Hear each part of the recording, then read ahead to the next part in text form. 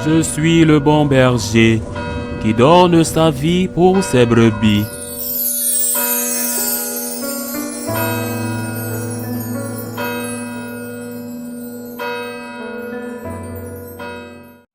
En ce temps-là, Hérode, qui était au pouvoir en Galilée, apprit la renommée de Jésus et dit à ses serviteurs, « Celui-là, c'est Jean le Baptiste, il est ressuscité d'entre les morts, et voilà pourquoi des miracles se réalisent par lui. » Car Hérode avait fait arrêter Jean, l'avait fait enchaîner et mettre en prison. C'était à cause d'Hérodiade, la femme de son frère Philippe. En effet, Jean lui avait dit, « Tu n'as pas le droit de l'avoir pour femme. » Hérode cherchait à le faire mourir, mais il eut peur de la foule qui le tenait pour un prophète. Lorsque arriva l'anniversaire d'Hérode, la fille d'Hérodiade dansa au milieu des convives, et elle plut à Hérode.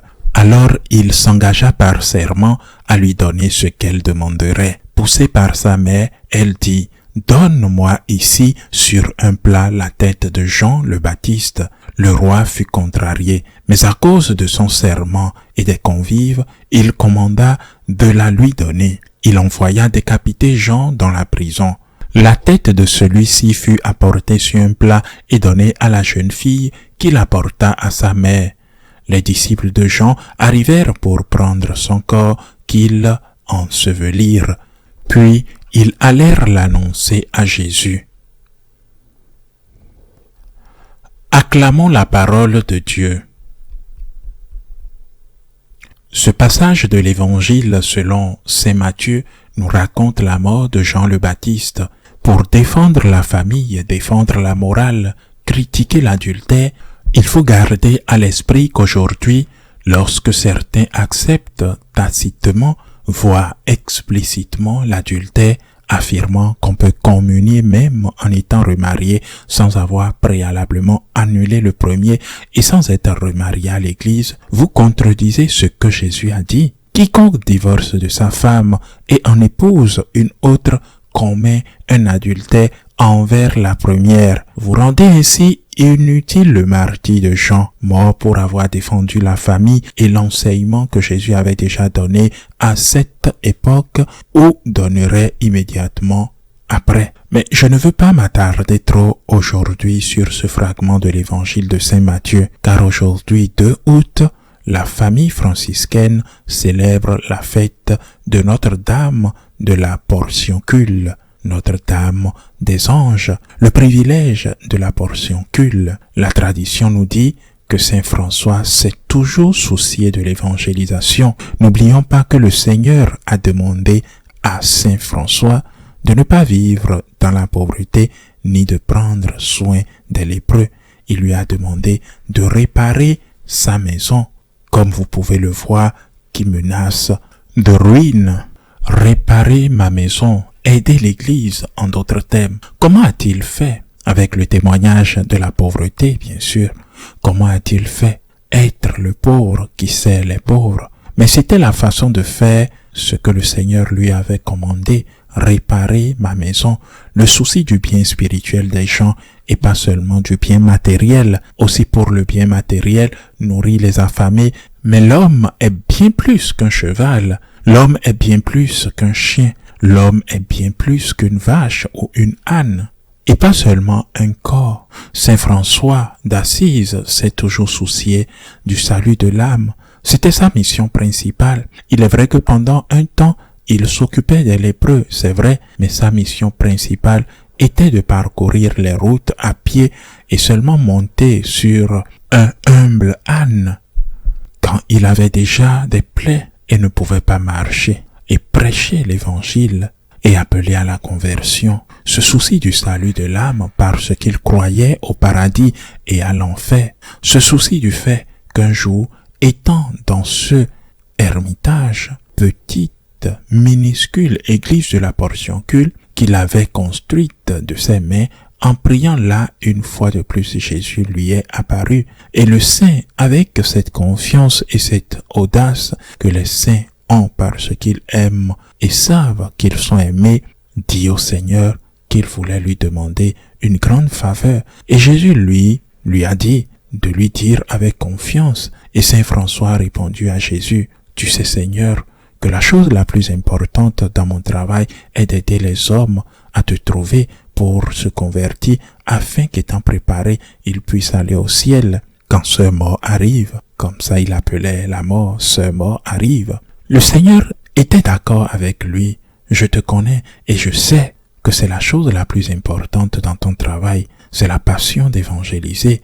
Que veux-tu me demander alors? Saint François a osé demander quelque chose de vraiment extraordinaire. Il dit au Seigneur, je veux te demander que tous ceux qui entrent dans cette église de Notre-Dame des Anges, dans cette église de la Portioncule, un jour comme aujourd'hui 2 août, ou la veille, au soir, ou le jour même comme aujourd'hui, qu'ils viennent confesser, qu'ils viennent se répandre de leurs péchés et viennent avec le but de s'amender sérieusement, qu'ils puissent recevoir, en recevant la communion, l'indulgence plénière pour tous les péchés de leur vie passée.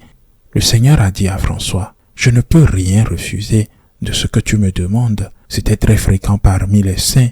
Sainte Thérèse l'a également dit, « Je dois être très prudent avec ce que je demande à Dieu, parce que ce que je demande, il me l'accorde. » L'amour est si grand et réciproque que saint François d'Assise a tout donné et le Christ lui a tout donné, à lui pour les autres et non pour lui-même, car il souffrait beaucoup physiquement par exemple. Le Seigneur lui a donc dit qu'il lui accordait ce don, mais que le pape devrait le confirmer. Saint François est donc allé le demander au pape. Le pape a mis du temps à le lui accorder, mais il lui a accordé le privilège de la Portioncule, cette petite église au pied de la colline d'Assise, dans la vallée, aujourd'hui située dans une église beaucoup plus grande, mais à l'époque, un petit couvent et une minuscule église où à peine serrée une vingtaine de personnes pouvaient tenir debout. Le Seigneur accorde l'indulgence plénière, mais c'est un don lié à ce lieu précis, mais en même temps un enseignement pour chacun de nous. Cherchons la vie éternelle, cherchons l'union avec Dieu. Quoi que nous ayons à faire, faisons-le pour être en paix avec le Seigneur, pour être dans la grâce de Dieu, car la condition posée par François lui-même était que ceux qui viennent en grâce, repentis de leurs péchés et désireux de se corriger, puissent recevoir l'indulgence plénière au moment de la communion. Heureusement, l'indulgence peut se mériter en cette merveilleuse année jubilaire. Le regretté pape François l'a également accordé à nous, franciscains de Marie, dans toutes nos églises, ou sous certaines conditions, même à ceux qui peuvent suivre cette messe à la télévision. Mais l'important est d'être dans la grâce pour ne pas aller en enfer. Il est vrai que beaucoup n'y croient plus, et beaucoup de catholiques n'y croient pas vraiment. Beaucoup de catholiques pratiquants n'y croient plus, mais saint François y croyait. Et moi aussi j'y crois. Faisons tout notre possible pour être dans la grâce et profiter de ces dons que la miséricorde de Dieu accorde par l'Église, la possibilité d'effacer non seulement le péché par la confession et de recevoir le pardon, mais aussi la culpabilité, c'est-à-dire la pénitence purificatrice que nous devons accomplir pour avoir péché, pour le péché déjà pardonné, peut également être effacé par l'indulgence par exemple. Dans la mesure du possible, effaçons-la en récupérant la grâce par la confession, en remplissant les simples conditions de l'indulgence, quelques prières, l'aumône, la communion, et surtout en prenant la résolution de ne plus pécher afin de ne plus offenser Dieu. Que Notre-Dame des Anges nous conduise au ciel pour être toujours avec elle et avec Dieu. Ainsi soit-il.